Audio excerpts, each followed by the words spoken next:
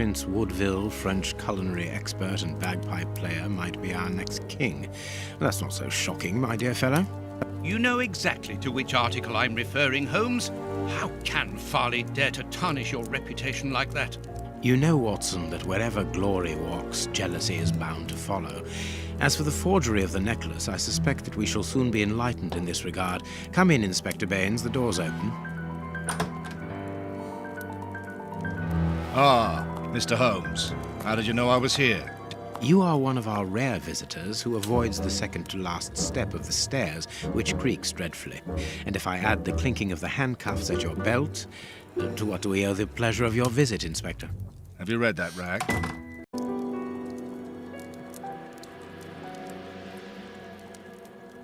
Inspector, can you explain this slander? Has the necklace of the Samoas really been replaced by a fake? I don't know how the reporter got hold of the information, but it's true. About the necklace, of course. I wouldn't permit myself to question the integrity and honesty of Mr. Holmes. The necklace is a forgery? Impossible! I saw the Marquis authenticated before my very eyes, before Holmes returned it to its place. Mr. Holmes, the Marquis believes Osmond Farley's theory. I shouldn't be surprised if the reporter isn't behind all this slander about you. He's a freelancer, well known for his explosive and subjective articles. In any case, the Marquis assures us that you were the last person to have the necklace in your hands. Let's return to the Marquis's house, Holmes. I'm sure that we'll have no trouble in taking apart this theory. It is unnecessary. Such allegations collapse on their own, like one of Mrs. Hudson's soufflés. Let us leave the police to solve this problem and turn our attention to the matters in hand. Perhaps you are right, Holmes.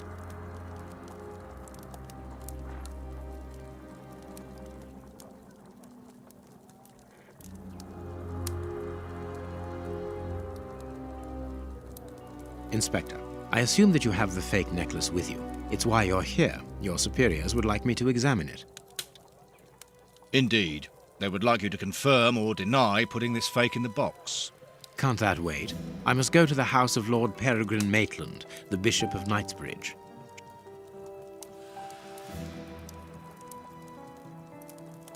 And the Marchioness? She is beside herself.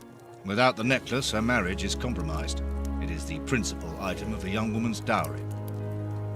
What a lovely marriage.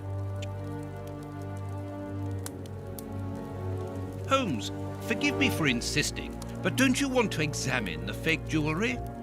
Watson, I have an appointment, and it's out of the question that I arrive late. It will only take you a couple of minutes. You really must quell the suspicions put forward in this appalling article. If you will allow me, Inspector. Be my guest. Very well.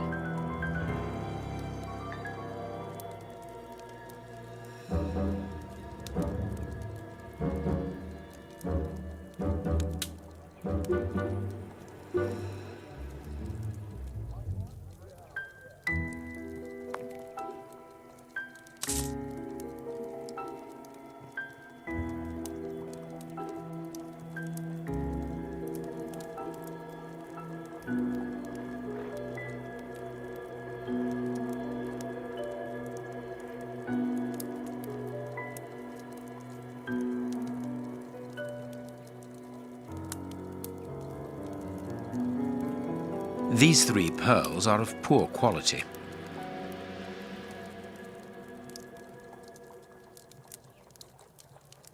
This pearl is a different color.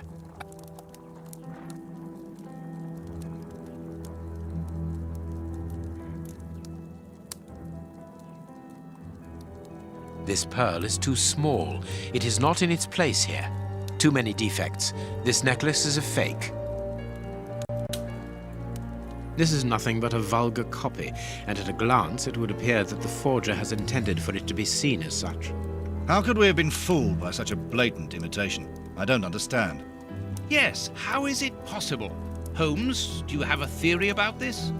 I have absolutely no idea. You insisted that I examine the necklace, and I have done so. Now it is important that I keep my appointment. I'm sure, Inspector, that you will throw some light on this affair. Holmes.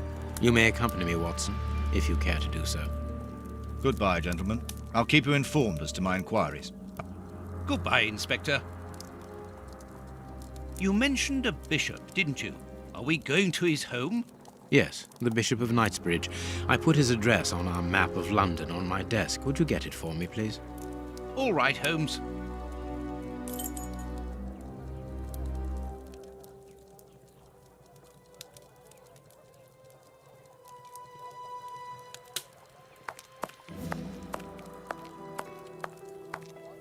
Have you found my map of London?